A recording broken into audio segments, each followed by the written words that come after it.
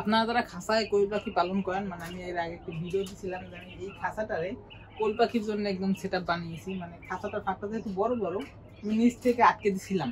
But এখন সমস্যা হলো যে মানে আমার এই কোয়েল পাখিগুলোর সামনে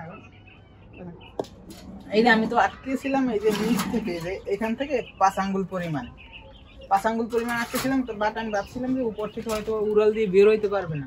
তবে দেখলাম এই যে ফাঁকা দিয়ে লাভ দিয়ে বের হয়ে যাচ্ছে। আমি কালকে রাতে ঘুমাইছিলাম, সকালে উঠে দিয়ে একটা কোয়েল পাখি বের হয়ে গেছে লাভ দিয়ে অলরেডি।